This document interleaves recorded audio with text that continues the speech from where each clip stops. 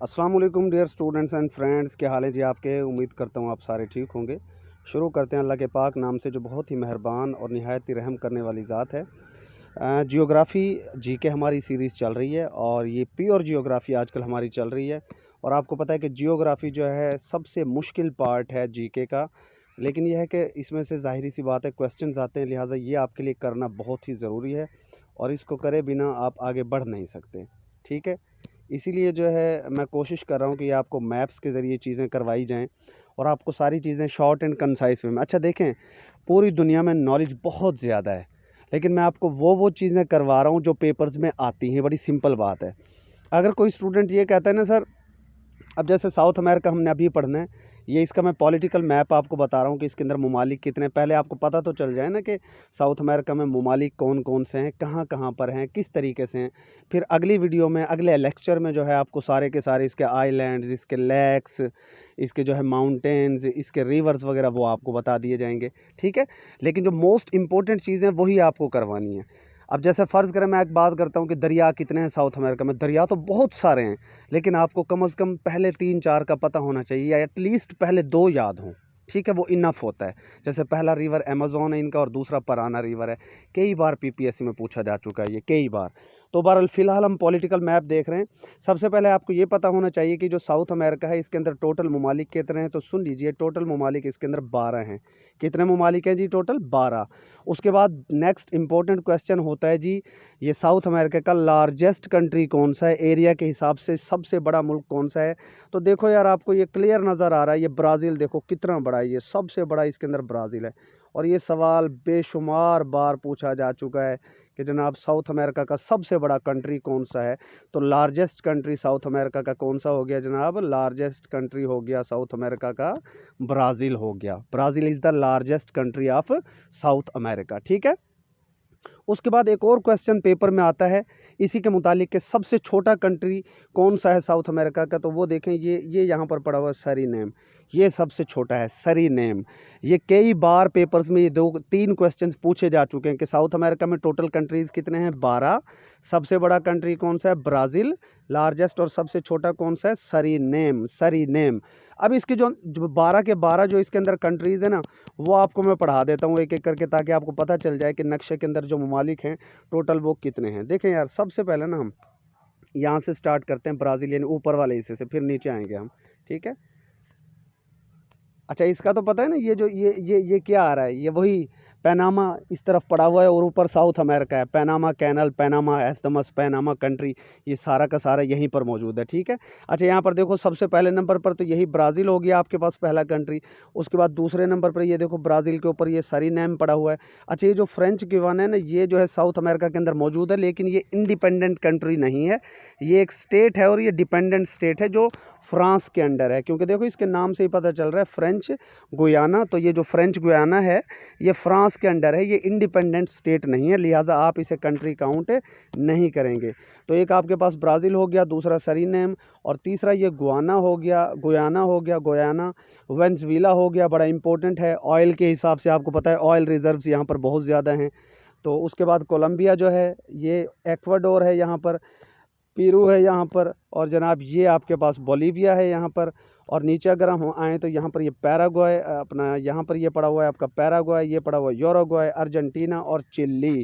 ठीक है जी, ये कुल मिलाकर अगर आप इनका ध्यान लगाएं तो ये सारे के सारे टोटल अगर आप इनकी काउंटिंग करेंगे ना, तो ये बेटा कितने हो जाते हैं? 12 ममालिक हो जाते हैं। देखिए मैं गिनती करवा देता हूँ आपको, ये 1 2 3 4 5 6 7 8 9 10 11 और ये चिल्ली समेत कितने हो गए?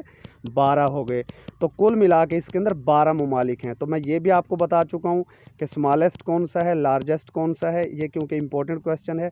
अब मैं आपको इनकी थोड़ी सी तरतीब याद कराने की कोशिश करता हूँ कि यार ये 12 ममालिक हम कैसे याद करें। अक्सर पेपर में पूछ लिया जाता है कि Colombia is located in which continent, Brazil is located in which continent, Chile is located in which continent. तो आपको जहन में रखना है कि सारे के सारे कहाँ पर हैं? कहाँ पर हैं जी? सारे के सारे कहाँ पर हैं? साउथ अमेरिका में। अच्छा, अब एक एक करके इनको याद करते हैं। सबसे पहले तो ब्राज़ील है, देखो। ठीक है, तो ब्राज़ील जो है सबसे बड़ा मुल्क है, उसके करीब जो सबसे छोटा पड़ा हुआ है वो सरीनेम है। तो ये तो यार याद रख लो ना कि सबसे बड़ा ब्राज़ील है, सबसे छोटा सरीनेम है। तो ये दो तो आपको ऑटोमेटिकली याद होने चाहिए। और उसके बाद सरीनेम के साथ ही है गोयाना। गोयाना यानी जो सरीनेम वाला बंदा था ना वो बड़े गाने शाने गाता था, ये जहन में रख लो कि यार सरीनेम। आप कहोगे ना जी साउथ अमेरिका का सबसे छोटा कंट्री कौन सा है, तो अगला बंदा जवाब देगा भाई साउथ अमेरिका का सबसे छोटा कंट्री वो सरीनेम है। और आप कहेंगे यार सरीनेम वाला जो नेम का बंदा था ना वो गाने बड़े अच्छे गाता था, ठीक है। तो गोयाना हो गया। और उसके करीब ही आपको पता है फ्रेंच गोयाना जो फ्रांस की टेरिटरी है, फ्रांस के अंदर जो डिपेंडेंट स्टेट है फ्रेंच गोयाना, वो भी आ जाता है इसके करीब ही। अच्छा उसके बाद है जनाब नेक्स्ट हमारे पास आ जाता है गोयाना के करीब है वेनेजुएला। क्या है जी, वेनेजुएला। अब आप ये कहोगे यार सरीनेम वाला जो बंदा था ना वो गाने गाता था, और किस में बैठकर गाता था, वैन में बैठकर गाता था। वैन से हो गया वेनेजुएला। सरीनेम का बंदा गुयाना गाने गाता था, वेनेजुएला वैन में बैठकर, वैन में बैठकर। और ये जो सरीनाम का बंदा था ना ये बहुत ज़्यादा लंबा था यार कद में। कोलंबिया बहुत ज़्यादा लंबा था। क्या था, बहुत ज़्यादा लंबा था। और ये गाना कहाँ खड़े होकर गा रहा था, डोर पर, उस वैन के डोर पर खड़े होकर ये गाना गा रहा था। ये भी याद रखना है आपने कि यार सबसे बड़ा कंट्री हो गया ब्राज़ील, सबसे छोटा कंट्री हो गया सरीनेम, और सरीनेम वाला जो बंदा था गाने बड़े अच्छे गाता था वो गुयाना हो गया। और जनाब ये कहाँ गा रहा था गाने, ये वैन में बैठकर गा रहा था, वेनेजुएला। और वैन में ये जो बंदा गाना गा रहा था ये बहुत ज़्यादा लंबा था, ये वैन बहुत लंबी थी कह लो, वो वैन बहुत लंबी थी। और उस वैन के डोर पर यानी कि एक्वाडोर पर ये बंदा गाने गा रहा था, ठीक है। अच्छा ये वैन में बैठकर जा कहाँ रहा था, ये गाने बहुत अच्छे गाता था ये जो सरीनेम का बंदा था ना, लेकिन इसकी थोड़ी सी आवाज़ ख़राब हो गई थी, इसको आवाज़ का थोड़ा सा मसला हो गया था, इसलिए एक पीर साहब के पास जा रहा था तावीज़ लेने, पीरू में, ठीक है। पीर साहब के पास क्या जा रहा था, तावीज़ लेने। अच्छा जब पीर के पास गया ना, पीर जो है ना बोलता बहुत ज़्यादा था, बोलीविया बहुत ज़्यादा बोलता था वो पीर, बोलता ही रहता था, ठीक है। जिस तरह हम उस्ताद बोलते रहते हैं, उस्तादों को तो चलो बोलना मजबूरी है, लेकिन वो जब पीर के पास गया ना, पीर उसका मसला सुने ना, और वो जो पीरू था वो भाई बोलता ही रहता था, वो पीरू अपनी अपनी बातें बोलता था, इसलिए बोलीविया आ गया। तो मैं दोबारा रिपीट कर रहा हूँ, ब्राज़ील सबसे बड़ा, सरीनेम सबसे छोटा। और सरीनेम वाला जो बंदा था जिसका नेम सरीनेम था वो बहुत अच्छे अच्छे गाने गाया करता था, जिसे आप क्या कहते हैं, गोयाना। लेकिन जब उसकी आवाज़ ख़राब हो गई तो वो वैन के अंदर बैठा, और वैन के अंदर बैठकर वो लंबी सी बहुत ज़्यादा वैन थी, बहुत लंबी वैन थी, कोलंबिया, ठीक है। और उस वैन के एक्वाडोर डोर पर खड़े होकर ये गाने शाने गाने की प्रैक्टिस कर रहा था, लेकिन इसे गाया नहीं जा रहा था। इसलिए वो अपनी आवाज़ को अपनी आवाज़ के लिए कि जनाब मैं दोबारा से एक हिट सिंगर बन जाऊँ, वो एक पीर के पास गया, यानी पीरू के पास। और पीर जनाब बहुत ज़्यादा बोलियाँ बोलता था, बोलता रहता था, वो हो गया आपका बोलीविया, ठीक है भाई। तो ये याद हो गए आपको। उसके बाद जनाब जो हमारे पास नेक्स्ट जो कंट्रीज़ इंपॉर्टेंट, बड़े आसान से बचे हैं अब। पैराग्वाय और यूरुग्वाय तो वैसे ही मिलते जुलते, इकट्ठे याद कर लो, पैराग्वाय यूरुग्वाय, पैराग्वाय यूरुग्वाय, पैराग्वाय यूरुग्वाय। अच्छा भाई ये बताएं मुझे, दुनिया में जो वर्ल्ड कप हुआ था फुटबॉल का सबसे पहला, वो कब खेला गया था, 1930 में, 1928 में, 1929 में, 1932 में, या इनमें से कोई भी नहीं? क्या वो पैराग्वाय या यूरुग्वाय में से किसी एक मुल्क में खेला गया था?